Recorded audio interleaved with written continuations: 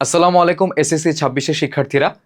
তোমাদের একটা প্রশ্ন ছিল যে ভাইয়া, বাংলা দ্বিতীয় পত্রে যে লিখিত অংশ রয়েছে সেই জায়গাতে আমরা টাইম ম্যানেজমেন্ট কিভাবে করব, বা কোনটায় কতটুকু সময় দিলে হচ্ছে আমাদের জন্য ভালো। দেখো, প্রথমেই আসি যে আমাদের লিখিত অংশে যেই জিনিসগুলো লিখতে হবে তা নিয়ে আমাদের একটা কনফিউশন আছে।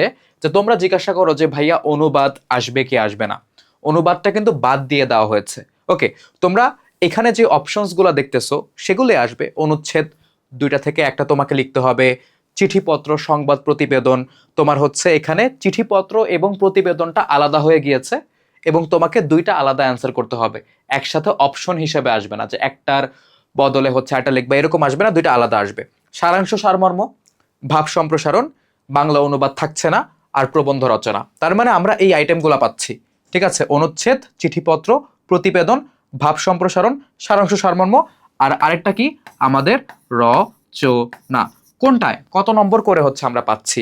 দেখো, নম্বরগুলাও কিন্তু আমাদের মোটামুটি সব জানা আছে। সেটা হচ্ছে অনুচ্ছেদে 10, চিঠিপত্রে 10 হলো 20, প্রতিবেদন 10 30, ভাব সম্প্রসারণ 10 40, সারাংশ সারমর্ম 10 50, রচনাতে 20। এই গেল হচ্ছে আমাদের টোটাল 70 নম্বর কিন্তু চলে আসলো। এই 70 নম্বরটা শুধুমাত্র তোমার বাংলা দ্বিতীয় পত্রে ভালো করার জন্য না, ওভারঅল তোমার এসএসসিতে A+ পাওয়ার জন্য গুরুত্বপূর্ণ। এখন তোমরা দেখতেই পাচ্ছ টাইম ম্যানেজমেন্ট। আমরা টাইম ম্যানেজমেন্টটা হচ্ছে কিভাবে করব, চলো সেটা নিয়ে হচ্ছে আমরা আলোচনা করি। এটাকে হচ্ছে আমাদের এখন আর লাগবে না, এটাকে আমরা সরিয়ে দেই। তো আমরা টাইম ম্যানেজমেন্টটা কিভাবে করব। তুমি সময় পাচ্ছ কতক্ষণ? তুমি সময় পাচ্ছ টোটাল আমাদের 2.5 ঘন্টা। এখন এই 2.5 ঘন্টা মানে হচ্ছে 150 মিনিট। 150 মিনিট সময় হচ্ছে আমরা পাচ্ছি। এখন এই 150 মিনিট সময়ের মধ্যে আমরা 10 মিনিট সময়কে অলওয়েজ কেটে রাখি। কতটুকু? 10 মিনিট সময় এটা আমার মাইনাস যাবে। কেন মাইনাস যাবে তোমাদেরকে আমি আগেও বলছি, এখনো বলতেছি, যে তুমি খাতা পাবা, তুমি অনেক সময় খাতায় মার্জিন করো না, মার্জিন করতে হবে। তোমার টিচার আসবে, মানে যিনি হচ্ছে তোমার ওই জায়গায় পরিদর্শক থাকবে, সে হচ্ছে আসবেন, তিনি সিগনেচার করবেন, তোমার হাজিরা মানে শিটে হচ্ছে সাইন দিতে হবে। তারপরে হচ্ছে তুমি ওয়াশরুমে যাওয়া লাগতে পারে, বা পানি খাওয়া লাগতে পারে, বা তোমার হচ্ছে এক্সট্রা কাগজ নেওয়া লাগতে পারে, সেগুলো আবার ফিল আপ করতে হবে। ঠিক আছে, আবার তোমার ফ্রেন্ড তোমাকে একটু গুতা দিবে, তুমি ওকে একটু জিজ্ঞেস করবা এটা ওটা, মানে প্রশ্ন জিজ্ঞেস করবা না, নর্মালি হচ্ছে এটা ওটা অনেক কথা থাকে না, যে মানে এই যে বলে এই কি দিছস, হ্যাঁ কত নাম্বার দিলি, এরকম টাইপের জিনিসপত্র, তাও এটা বলা রং পরীক্ষার হলে। তো এগুলা করতে করতে না তোমার 10 মিনিট চলে যায়। তো তুমি 10 মিনিট কোনোভাবেই পরীক্ষার মধ্যে না বাঁচাতে পারবে না। তো তোমার আসলে সময়টা থাকে কতক্ষণ? তোমার সময় থাকবে হচ্ছে 140 মিনিট। কত? 140 মিনিট। এই 140 মিনিটকে চলো আমরা এখন ডিস্ট্রিবিউট করি। অনুচ্ছেদ লিখবো আমরা 20 মিনিট, এর চেয়ে বেশি নয়। 20 মিনিট আমরা অনুচ্ছেদের জন্য দিব, এবং সিরিয়ালি যাবা, সিরিয়াল ব্রেক করা দরকার নাই। অনুচ্ছেদের জন্য হচ্ছে আমরা 20 মিনিট বরাদ্দ রাখবো। চিঠিপত্রের জন্য আমরা রাখবো হচ্ছে 20 মিনিট বরাদ্দ। প্রতিবেদনের জন্য আমরা রাখবো হচ্ছে 20 মিনিট বরাদ্দ। এখন চিঠিপত্রতে যদি তোমার একটু সময় বেঁচে যায়, একটু সময় যদি বেঁচে যায়, ধরো হচ্ছে 3-4 মিনিট বা 5 মিনিট তুমি বাঁচাইতে পারছো, ধরো তুমি হচ্ছে চিঠিপত্র থেকে 5 মিনিট সময় হচ্ছে বাঁচাইছো।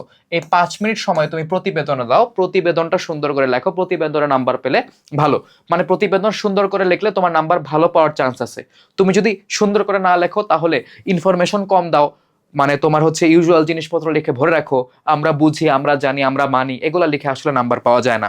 তো দেখো, প্রতিবেদন 20 মিনিট, বা যদি আমার কিছু চিঠিপত্র থেকে বাঁচে, অনেকে আবেদনপত্র দেয়, সময় বেঁচে যায়, তো তুমি সেটা এই জায়গাতে যোগ করো। ওকে, ভাব সম্প্রসারণে তুমি 20 মিনিট রাখো। অনেক সময় ভাব সম্প্রসারণে আমাদের একটু বেশি সময় লাগে, তুমি অন্য যে কোনো জায়গা থেকে সময়টা কমিয়ে ভাব সম্প্রসারণ দিতে পারো।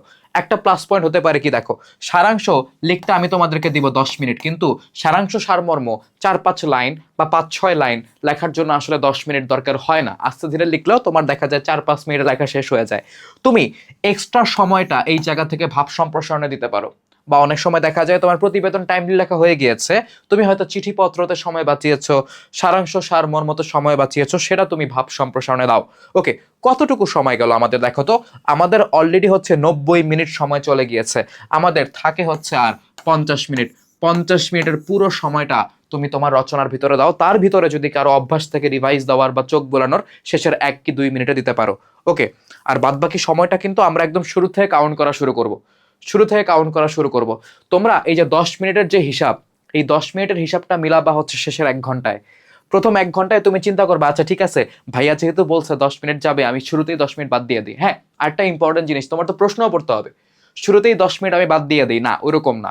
তুমি রিটেন পরীক্ষা শুরু হয়েছে এমসিকিউর পরে তুমি কোয়েশ্চেনটা পড়বা, কোয়েশ্চেন পড়তে তুমি 5 মিনিটস টাইম নাও, তারপর থেকে তুমি টাইম কাউন্ট করা শুরু করো যে ওকে 20 মিনিট অনুচ্ছেদ একদম কাটায় কাটায়, ব্যত্যয় করা যাবে না এটা। চিঠিপত্র 20 মিনিট চলে গেল 40 মিনিট, প্রতিবেদন 20 মিনিট চলে গেল 1 ঘন্টা, ভাব সম্প্রসারণ 20 মিনিট চলে গেল 1 ঘন্টা 20 মিনিট, সারাংশ সারমর্ম 10 মিনিট চলে গেল হচ্ছে তোমার 1.5 ঘন্টা। সিরিয়াল এই জায়গাতে যেরকম, পরীক্ষা অন্যরকম ভাবে আসতে পারে।